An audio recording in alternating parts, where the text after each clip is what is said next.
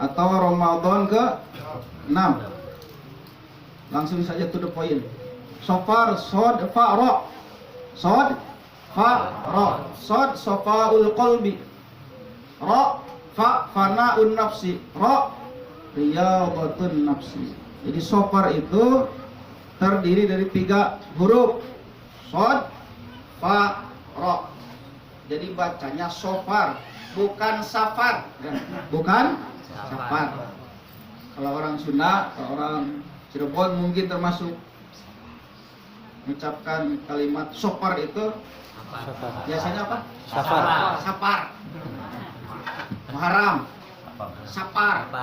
Mulut. Silih mulut gitu kan? Sama, di Bandung juga sama. Sapar. Jadi yang benernya itu sofar. Sudah menjadi mitos dari dulu, bahkan jadi akidah mungkin. Sudah melekat bahwa bulan Sofar itu bulan sial. Bulan sial. Bulan naas. Jangan nikahkan anak di bulan Sofar, jangan khitanan bulan Sofar, jangan bangun rumah bulan Sofar dan lain-lain. Itu jadi akidah itu. Sudah jadi akidah. Padahal ternyata bulan Sofar itu termasuk seluruh bulan. Dari Muharram sampai Dzulhijjah semuanya baik. Itu dari Allah Subhanahu wa taala. Seperti yang kita ketahui kemarin di Sirna Rasa 9 Sofar, 8 Sofar hari Rabu dilaksanakan akad nikah itu ya. Akad nikah putri. Itu bulan Sofar itu tidak ada larangan. Di Sirna Rasa di Masabah melaksanakan hajatan di bulan Sofar biasa saja. Ibu pernah nggak punya keyakinan seperti itu bahwa bulan Sofar itu bahaya untuk dipakai kegiatan, jangan pergi kemana-mana, bulan Sofar bahaya. Jangan membangun, bulan Sofar bahaya. Kalau orang Sunda nyebutnya saparangna. Padahal ternyata bulan Sofar itu mempunyai makna yang baik. Sodnya sofaul qalbi, artinya bersih hati. Apa bu? Bersih hati. Baik nggak? Baik sekali bersih hati. Apakah kita semua sudah bersih hatinya? Hah? Belum? Boleh dibahas? Boleh. Walaupun yang ceramahnya masih kotor sama. Karena setiap manusia tidak ada yang bersih hatinya dari kotoran atau penyakit hati kecuali para nabi. Karena para nabi itu orang-orang pilihan, limited edition, yang khusus Allah ciptakan hanya 124.000 nabi. Dan para pewarisnya, para aulia Allah, para ulama solihin, amilin, mukhlisin, yang disabdakan oleh Kanjeng Nabi sallallahu alaihi wasallam, ulama ummati ka anbiya Bani Israil. Ulama umatku seperti para nabi Bani Israil. Seperti apanya? Ya termasuk dalam hal kebersihan jiwanya. Seperti para nabi. Bahkan yang dinamakan syekh di zaman ini adalah, kalau zaman dulu itu nabi. Karena kenabian sudah ditutup, maka dipanggilnya adalah syekh. Jadi syekh itu kalau dulu nabi, karena kenabian sudah ditutup, tidak ada lagi setelah Nabi Muhammad sallallahu alaihi wasallam, maka tidak disebut syekh lagi, tapi tidak disebut nabi lagi, tapi disebut syekh atau wali Allah. Alhamdulillah kita termasuk orang yang mengikuti salah satu syekh yang mempunyai qalbin taqiyin naqiyin mimma siwallah, hati yang takwa, yang bersih dari segala sesuatu selain Allah, yaitu para sahabat. Alhamdulillah.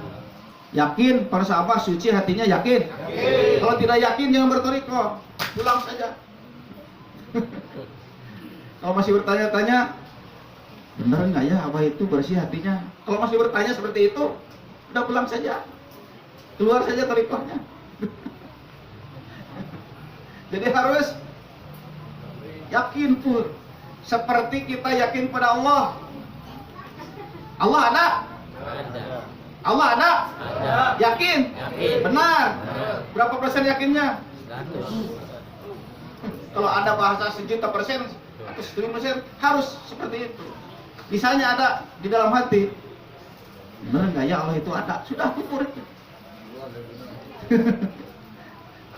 Jadi kalau ada yang bertanya, benar nggak ya Allah itu ada? 0,1% saja keraguannya, itu sudah kufur. Termasuk pada Syekh Mursyid. Benar nggak ya apa itu orang soleh? Kita jangan bertariqah. Kalau kita masih ragu bahwa Syekh Mursyid itu orang yang mempunyai qalbin taqi naqi masyaallah. Nah, kita sebagai para muridnya, walaupun Bapak Ibu sekalian termasuk saya sendiri yang katanya kiai, yang katanya mubalik, sama hatinya masih kotor. Jadi semua murid dalam surga itu pasien semuanya, orang sakit semuanya. Yang sehat cuma Syekh Mursyid.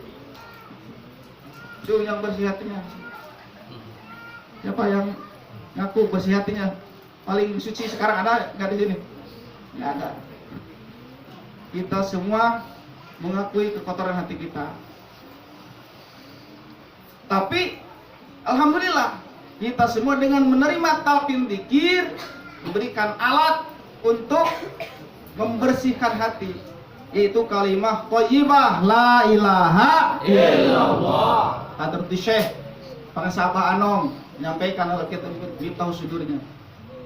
Wa kana sallallahu alaihi wasallam yulaqinu hadhil kalimata thayyibatil sahabati radhiyallahu anhum litasfiyati qulubihim wa tazkiyati nufusihim, dan seterusnya.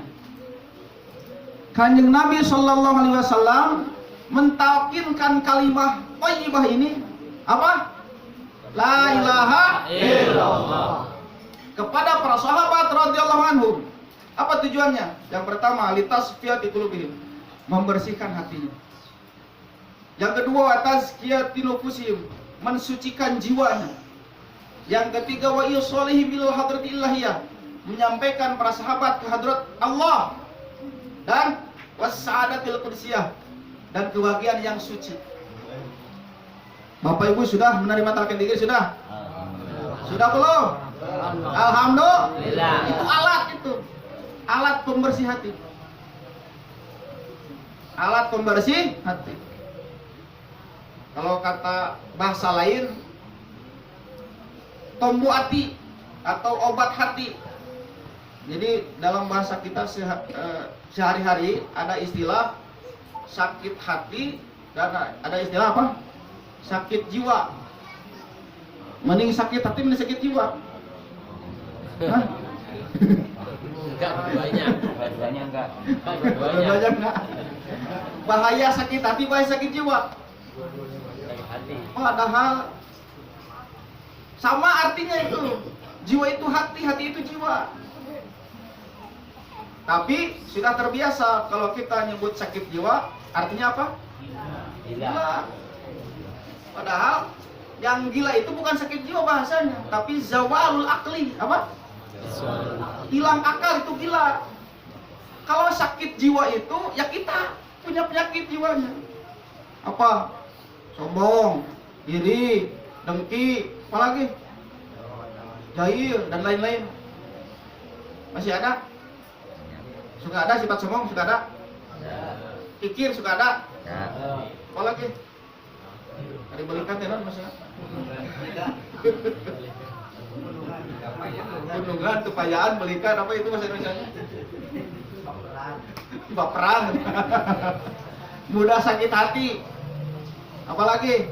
Suka ingin memiliki hak orang lain. Apalagi? Dan lain-lain. Kadadamas ada.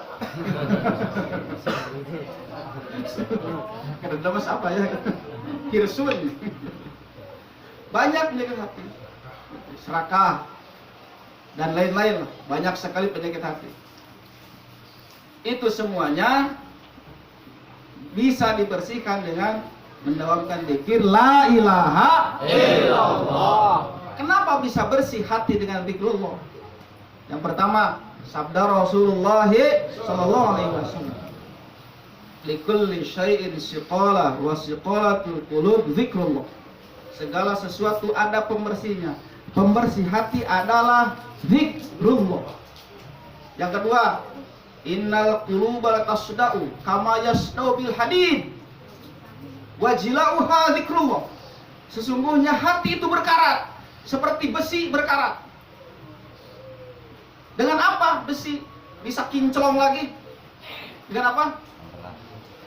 Di amplas atau di burinda, di brom.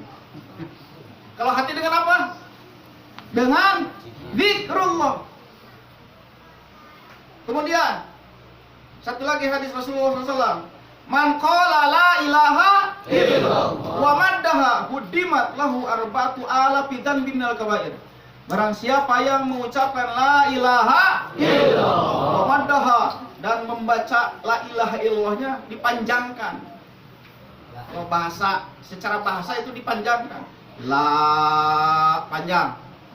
Ilaha illallah. Atau salah satu guru saya di pesantren mengartikan wamaddah itu konsentrasi gitu.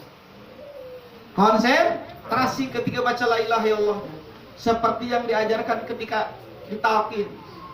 La ilaha illallah. Satu kali la ilaha illallah yang ditalqinkan, sabda Rasulullah sallallahu alaihi wasallam menghapus 4.000 dosa besar. Alhamdulillah. Yakin nggak? Yakin. Harus yakin, wajib yakin. Itu kasih sayang Rasulullah SAW untuk kita umatnya yang banyak dosa. Jangan ragu itu. Ya gitu. Cek orang Sunda. Cek orang tuh orang Sunda apa? Ya gitu. Kita kita jadi bersih. Apakah benar sudah ditaki kita jadi suci? Itu ragu-ragu. Berarti ragu dengan sabda Rasulullah SAW. Harus yakin. Jadi dengan mengamalkan la ilaha illallah, yakin bersih. Bersih. Tapi jangan diaku bersih. Saya orang suci, sudah dikir tadi. Itu jangan itu mah. Syekh Abdul Qadir saja, Tuhan Syekh Abdul Qadir Jilani qaddasallahu sirra, dunubi kamaujil bahri bal hiya akthar, kamithil jibali syammi bal hiya akbar walakinnaha indal karimi da'afa. Janahum minal ba'udi bal hiya asgaru. Dosaku bagaikan buih lautan, bahkan lebih banyak. Bagaikan gunung yang tinggi di negeri Syam, bahkan lebih tinggi, lebih besar. Akan tetapi jika Allah memaafkan dibandingkan dengan kasih sayang Allah, maka dosaku hanya sebesar apa itu? Sayap nyamuk. Sayap nyamuk. Kalau bahasa Sunda bau gitu rametuk. Ada rametuk nggak di Cirebon? Temannya nyamuk Allah. Kalau rahmat Allah sudah berlimpah pada kita, dosa sebesar apapun hanya seberat sayap nyamuk, bahkan lebih ringan lagi, lebih kecil lagi. Jadi jangan pernah putus asa dari rahmat Allah. Karena dengan rahmat Allah, dosa sebesar apapun dihapus. Terutama dengan la ilaha illallah. Mohon maaf, di dalam hadis yang menghapus dosa besar itu la ilaha illallah. Kalau sholat gimana? Sholat itu menghapus dosa-dosa kecil. As-shalawatul khamsu wal jumu'ah ilal jumu'ah wa Ramadan ila Ramadan mukaffiratul lima bainahunna ini jituni batil kabair. Salat 5 waktu dan ibadah Jumat dan Ramadan, saum Ramadan itu menghapus dosa di antara salat ke salat, di antara Jumat ke Jumat, di antara Ramadan ke Ramadan, menghapus dosa di antara itu semuanya. Di garis bawahi ini jituni batil kabair, itu pun jika dijauhi dosa yang besarnya. Jadi dosa besar tidak terhapus dengan sholat. Dengan apa dihapusnya? dengan talqin dzikir la ilaha illallah. kita sudah punya. Alhamdulillah. Jangan pernah ragu lagi. Jangan pernah ragu bahwa semua orang yang sudah punya la ilaha illallah yang ditalqinkan oleh Syekh Mursyid, yang diambil dari hati yang takwa, yang suci dari selain Allah, menghapus satunya, menghapus 4000 dosa besar. Karena ternyata yang menjadikan penyakit atau menjadikan kotor hati kita adalah dosa. Apa? Dosa. Ibu bapak banyak dosa? Banyak dosa enggak? Sakumaha banyak teh. Sebanyak apa dosa kita? Ada seember ada? Seember ada enggak? Setoran. Subalong. Selautan. Bahkan dikatakan bahwa ada yang lebih banyak daripada debu di dunia, yaitu dosa manusia, termasuk dosa kita. Dan dengan la ilaha illallah semuanya dihapus. Alhamdulillahirabbil alamin. Makanya kita semua terus dididik oleh para sahabat, guru kita semua untuk senantiasa mudawamah. Apa? Mudawamah. Sekali lagi? Mudawamah. Mudawamah itu apa? Continue. Terus menerus berkesinambungan mengamalkan la ilaha illallah. Bersih. Jadi kenapa di antara kita masih ada yang apa? Yang masih suka marah-marah misalnya. Yang masih ada yang masih pedih, jadi lain-lain. Padahal sudah dikit, sudah ditalqin. Berarti penyakitnya parah itu. Berarti penyakitnya kronis itu. Itu harus rawat inap itu. Jadi di antara murid itu ada yang penyakitnya parah, ada yang penyakitnya Kronis. ringan. Talqin langsung bagus, ada. Langsung bersih, langsung ada. Ini ada yang parah itu, yang kronis. Sudah ditalqin, sudah mengamalkan bertahun-tahun, masih pelit terus. Itu masih berarti penyakitnya kronis. Bagaimana ya terus saja. Bagaimana kalau sampai meninggal dunia dia masih begitu saja, tidak cager-cager, tidak sehat-sehat penyakitnya. Sudah nanti dibersihkan oleh para sahabat, oleh Syekh Mursyid. Alhamdulillah. Jika tidak bersih dengan dzikir, kata Allah, apabila tidak terhapus dengan dzikir misalnya, maka kata Allah, fa'ana tabibuhum, aku yang akan merawatnya. Manusia yang susah bersih hatinya, aku yang akan merawatnya. Aku akan beri dia ujian, musibah, supaya bersih dari kotoran-kotoran dosa. Nah, kan di antara para hewan sudah ada yang sakit atau yang kita rasakan dalam jasad kita, itu diantaranya untuk membersihkan dosa yang tidak terhapus dengan sholat dan lain-lain, dengan musibah itu diantaranya. Jadi semuanya bagi orang yang punya la ilaha illallah, apapun yang terjadi adalah kebaikan kasih sayang dari Allah Subhanahu wa ta'ala. Itu sopaul qalbi. Yang kedua, fana'un nafsi. Ini kalau diartikan mendalam ya susah membahasnya, fana'un nafsi itu.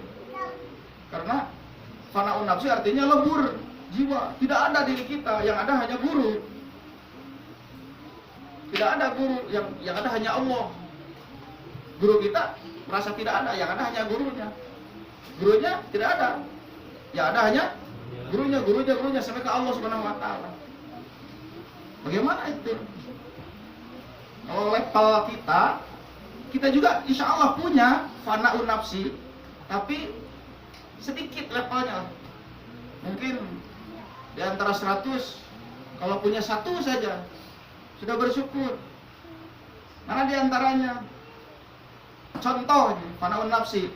Para sahabat awas, fanaun nafsi, fana fisyeh, lebur jiwanya, yang ada hanya Abah Anom.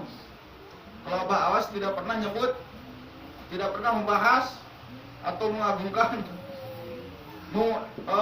mengutamakan. Kalau mengagungkan ya semuanya diagungkan. Mengutamakan, mengidolakan yang lain kecuali gurunya, Abah Anom. Selalu yang dibicarakan Abah Anom, guru agungnya itu fana di antara fananya Abah Awas ke Abah Anom.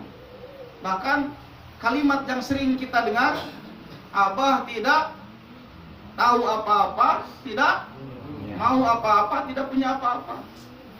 Abah hanya tahu Abah Anom, hanya mau Abah Anom, hanya punya Abah Anom. Itu bahasa cinta itu.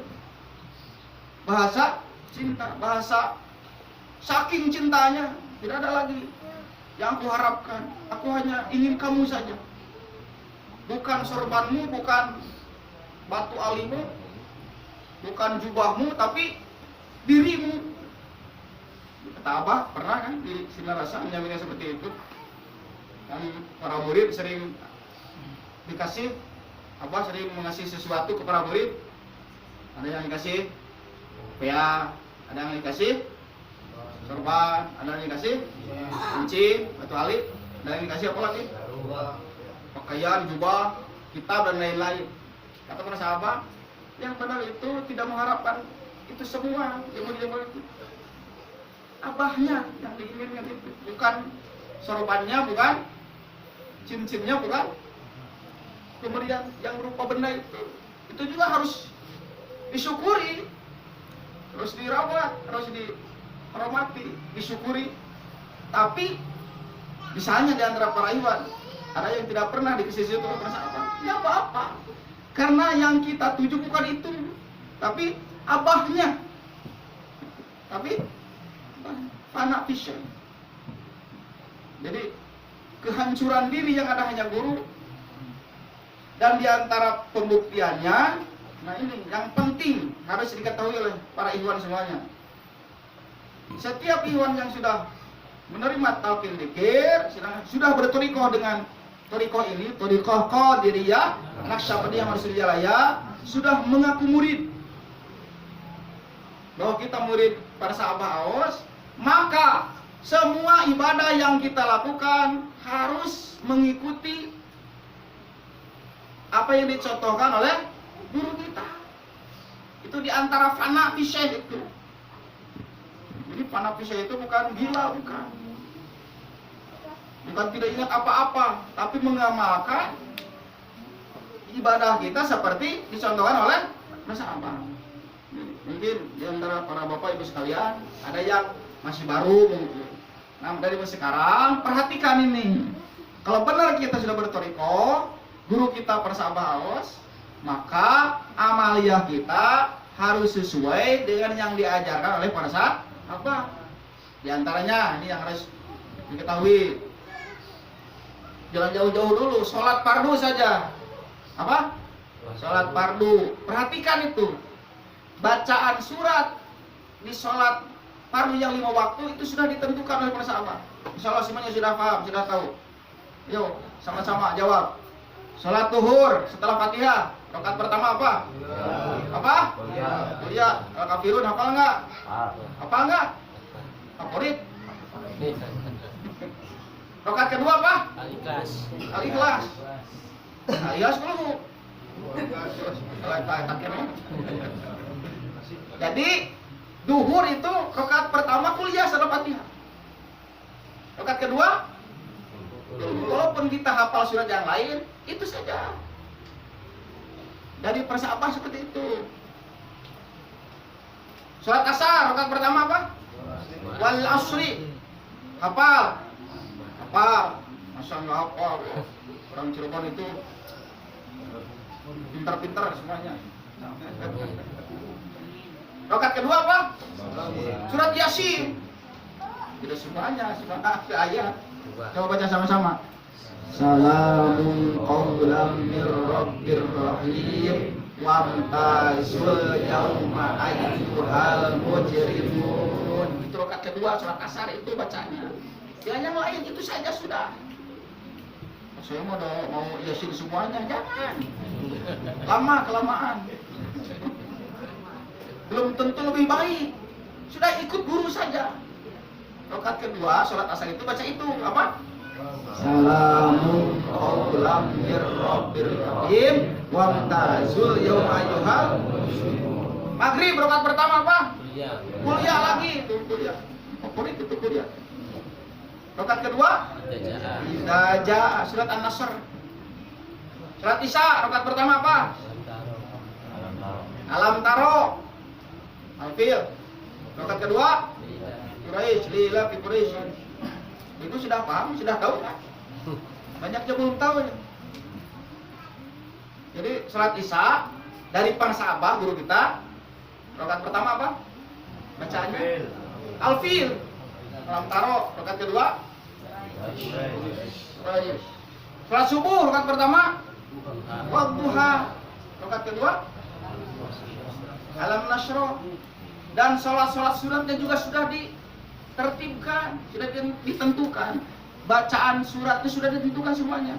Jangan semau gue, jangan semau lu, gue semau lu, jangan. Terserah apa saja. Kata apa itu fana, itu fana nafsi. Oh, saya mau yang ini, berarti tidak bertoriko. Kalau tidak ikut amalnya seperti guru mursyid, berarti tidak bertoriko. Berarti torikonya ya toriko masing-masing. Misalnya di sini ada Bapak Jajang misalnya, berarti torikonya Jajangiyah.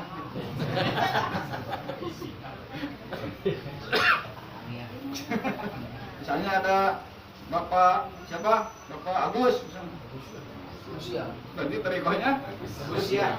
Kalau menghafalkannya menurut ilmunya sendiri. Jadi dalam bertoriko jangan pakai ilmu sendiri, ikuti saja guru mursyid, itu fana nafsi. Dan ketika sholat perhatikan gerakan sholat bersahabat. Yang belum tahu perhatikan murid-murid yang sudah tahu bagaimana sholat bersahabat. Saya ketika sholat kurang lebih tahun 2016 ya, tanggal 5 Juni masih ingat, para sahabat mempraktekkan sholat untuk kita semua, pasti untuk disampaikan, karena banyak ya para ikhwan, mohon maaf, yang masih belum benar sholatnya. Bahkan para sahabat sampai berkata, wakil talqin juga tuh benar sholatnya, bersasuna lagi teparaleng sholatnya di sana. Banyak yang tidak benar. Para sahabat nyebutnya seperti itu. Wakil talqin oke untuk balik sholatnya. Wakil talqin juga banyak yang tidak balik. Tidak benar sholat. Seperti ini sampai menjatuh sama-sama nih. Ada yang sholat seperti ini nih. Ada yang gitu. Di sini ada enggak? Insyaallah tidak ada. Kalau berdiri yang tegak ketika sholat itu, kecuali tubuhnya memang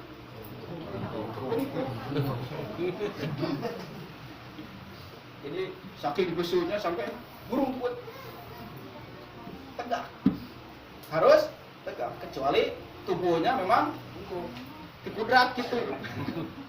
Misalnya ada yang tubuhnya seperti ini, Allahu Akbar. Kalau sudah dari semuanya gitu ya nggak apa-apa. Jadi sholat itu harus tegak, kata bersahabat. Ngangkat tangan ketika sholat yang dicontoh oleh guru kita sampai di sini ya. Jadi mengartikan makna hadwa mangkibaihi di dalam hadis, mengangkat tangan sejajar dengan ini apa ini? Pundak, tak atau sunnah. Bahu, tak ini. Jadi bersahabat yang sering kita lihat di sini ngangkat. Bukan di sini, bukan. Kalau dulu kita mungkin termasuk saya, termasuk para bapak sebagian, ada yang ngangkatnya di sini, benar. Allah, gitu kan? Kalau sekarang perhatikan, para sahabat dari Abah Hanom, dari Abah Sepuh, dari Abah Tolha, ya Syekh Tolha, sholatnya seperti itu, ngangkatnya di sini. Kemudian disimpan tangannya di bawah pusar sedikit. Sedikit bawah pusar, jangan terlalu bawah. Bukan di sini, bukan di sini, bukan di sini. Sering lihat ada yang nyimpan tangannya di sini? Ya. Ada? Biasanya seperti ini takbirnya. Allahu Akbar. Itu jangan ketawa itu. Jangan menyalahkan ajaran orang. Awas nanti di pinggir kita ada yang salah seperti itu. Allah. Itu juga benar menurut guru dia, punya guru masing-masing. Kalau kita Allahu Akbar di sini. Sekali lagi jangan terlalu bawah. Jadi fitnah itu bagi orang yang membenci apa awas. Oh, guru-guru apa awas. Sholatnya juga pegang kemaluannya katanya. Mungkin ada yang sholat seperti itu di sini. Orang yang membenci itu kan cari-cari kesalahan terus. Jadi sholat bersahabat Allahu Akbar di sini. Di bawah pusar sedikit. Jadi raful yadain hadwal kibain, kemudian watul yadain tahta surraqulilah. Menyimpan kedua tangan di bawah pusar sedikit. Dan seterusnya. Kemudian di antara para bapak, mungkin termasuk ibu juga, masih banyak yang sholatnya ketika sujud. Ini apa ini namanya? Perut, jari kaki apa? Ini perut, kalau ini apanya? Punggung. Kalau ini perut. Kata para ulama, termasuk disampaikan oleh para sahabat, ketika sujud itu yang menempel itu bukan punggungnya, tapi butunu asobi irijlaini, perutnya semuanya ini, dari mulai ibunya sampai anaknya ini, dari mulai jempol sampai kelingking, itu harus nempel di sejadah itu, jangan diangkat. Terus apa? Beberapa kali menyampaikan, bahkan menyentuhkan di Istiqlal, Masjid Raya, termasuk di Sinar Rasa. Mohon maaf, ada yang sholat seperti ini. Allahu Akbar. Ada yang seperti ini. Itu termasuk sholat yang terbaik. Sholat apa? Tidak pernah. Siapa sampai menjatuhkan seperti itu. Jadi paling hati-hati, paling apik para sahabat dalam melaksanakan fikih, mengamalkan fikih. Gerakannya sesuai dengan penjelasan dari para ulama fuqaha. Jadi jangan seenaknya. Yang nempel di sejadah itu 7 kan? Jidat. Kalau hidung gimana? Mau nempel mau enggak hidung nggak boleh. Jangan nempel juga nggak apa-apa. Terus kalau panjang mungkin nempel, kalau berapa ya? Yang maju nempel itu apa? Tidak, jangan terhalang oleh rambut, kopea, ataupun apa saja yang terbawa gerakan oleh kita ketika sholat. Yang nempel itu harus jidat. Yang pertama jidat, yang kedua dan ketiga telapak tangan. Ini harus nempel. Kalau jidat tidak boleh terhalang, kalau telapak tangan boleh terhalang, tapi makruh. Misalnya pakai sarung tangan, sholatnya nggak apa-apa, tapi makruh. Kalau lutut ini 1, 2, 3, 4, 5, kalau lutut wajib terhalang, jangan dibuka dulu. Jadi kalau ini wajib terbuka, kalau ini sunnah terbuka dengan ini. Kalau lutut wajib terhalang dengan pakaian yang kita pakai ketika sholat. Masih ada para ikhwan, bahkan banyak yang ketika sujudnya kakinya cuma nempel jempolnya saja, bahkan diangkat kayak tadi. Bahkan ada juga yang sholatnya kayak bangkong, katak, ngadaplok. Itu tidak sah sholatnya. Jadi perbaiki, karena para sahabat sangat apik dalam mengamalkan fikih. Karena toriko itu isinya tauhid, fikih, tasawuf. Itu toriko. Jadi perhatikan tentang wudu, tentang sholat, dan amal yang lainnya harus sesuai dengan yang diajarkan oleh guru mursyid. Itu fana, itu fana fisyai, fana nafsi, fana fisyai. Yang terakhir, riyadhatun nafsi, melatih diri kita. Di antara latihan diri, melatih diri kita dalam mengamalkan ibadah, ya diantaranya ini seperti ini. Manakibah. Alhamdulillah. Ada khidmah amaliyah, ada khidmah ilmiah, ada khidmah maliyah atau khidmah akliyah nanti. Oh, makan. Khidmah akliyah. Di mana keban itu dia boh? Dia do apa?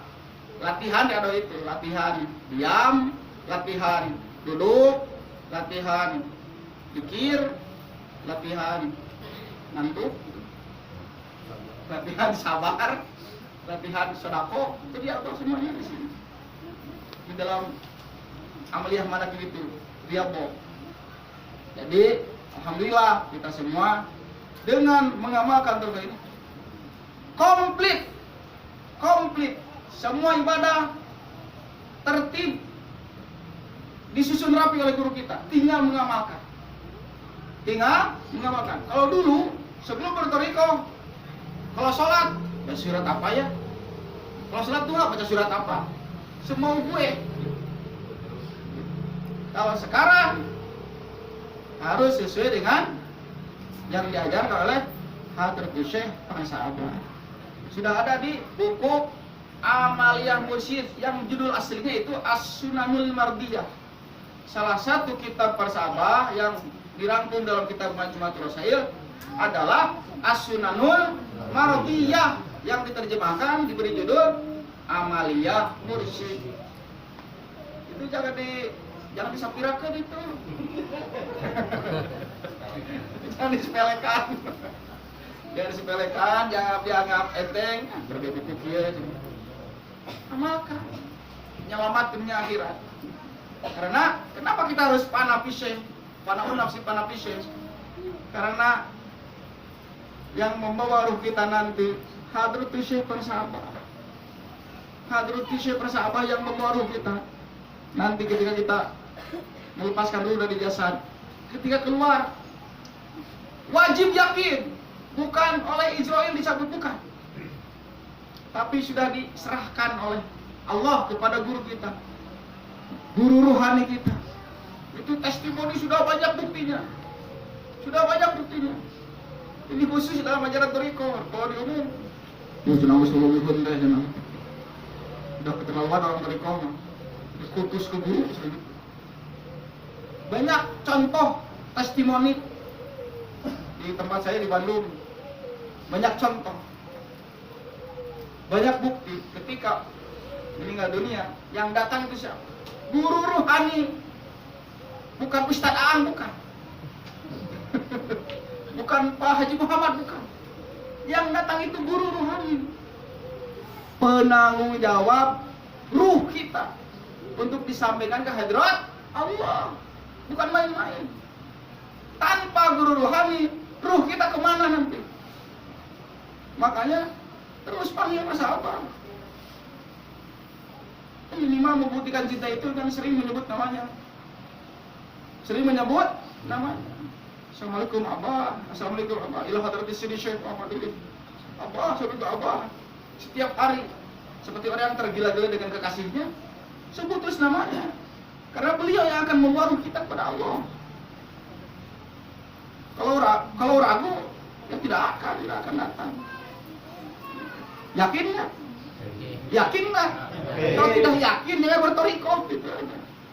Karena toriko itu, ini bukan main-main, bukan.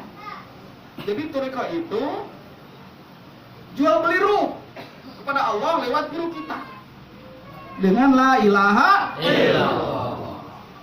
Kalau masih ragu dengan bertawajaban dengan guru ruhani, Syekh Mursyid, persahabat, udah keluar saja. Nah, sekali lagi, Toriko ini bukan main-main. Bukan main-main, ini adalah transaksi jual beli ruh nyawa kepada Allah lewat guru mursyid dengan la ilaha illallah. Alhamdulillah Rabbil Alamin, kita semua telah dikumpulkan satu ikhwan dalam naungan Toriko Qadiriyah Nasyabani Wasur Jalaya, guru kita Hadrati Syekh Persabah Awas. Semoga kita semua diberikan Sofaul Qalbi, Wanaun Nafsi, dan bisa berusaha untuk Riyadhatun Nafsi. Amin. Mohon maaf atas segala kekurangan. Wassalamualaikum warahmatullahi wabarakatuh. Waalaikumsalam.